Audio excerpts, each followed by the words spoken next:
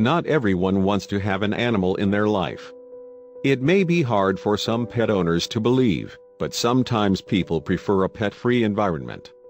Hannah Shaw was one such person. Yet she changed her mind when she spotted something shocking in her hometown of Philadelphia.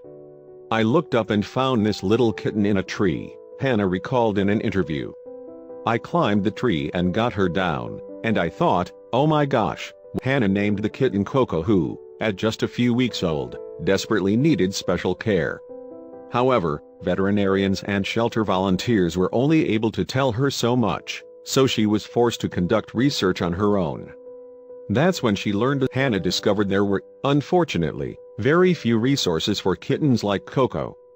Most of the time, shelters were struggling to care for the animals they'd already accepted, and space for new animals was in short supply. Hannah eventually adopted Coco. Not long after, it dawned on her that this, according to the American Society for the Prevention of Cruelty to Animals, ASPCA, there are 7.6 million animals that enter shelters each year, of which 3.4 million are cats. Worse still, 70% of the cats in shelters, feral cats that aren't spayed or neutered, naturally, contribute to the high rate of stray kittens. There's even a name for the time between spring and fall when a lot of mating occurs and the cat population seems to explode. Seasonal kitten changes do occur every year, often filling shelters to the brim in the spring and summer months, although warmer climates may see 2 waves of kittens, or just 2 weeks after finding Coco, Hannah spotted another cat, later named Rufus, in a tree. A month after that, she found Zeke, who was even younger and smaller than Coco and Rufus. Nevertheless, Hannah couldn't help but get emotional when she saw Zeke. "I just started to sob," she said. "I think this kitten was maybe 3 or 4 days old. I was 20 or 21 years old, and I had no money," said Hannah. "We knew we had to bottle feed the kitten, so we went and got the supplies, but we were in way over our heads. So my friend and I agreed to co-foster and to both put money aside to try and help the kitten. I used to work in the public schools in Philadelphia," Hannah explained. "I was so dedicated to this kitten that I would sneak him into school with me because he needed to eat every couple of hours. I would actually. Luckily, when the school inevitably found out, they were quite supportive.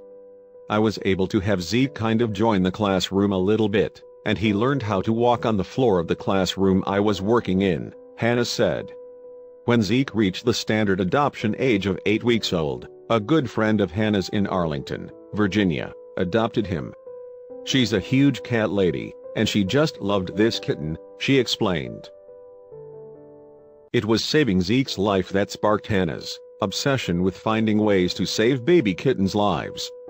She didn't want to just help kittens herself, though. She wanted to help others find the resources to do the same thing. "The lack of good information and resources is what inspired me to start my project Kitten Lady," said Hannah.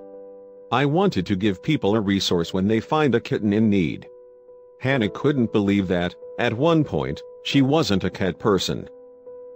Hannah now spends her days organizing, providing resources for adoption, and educating the public about caring for kittens. Coco completely changed the direction of her life, and she couldn't be happier.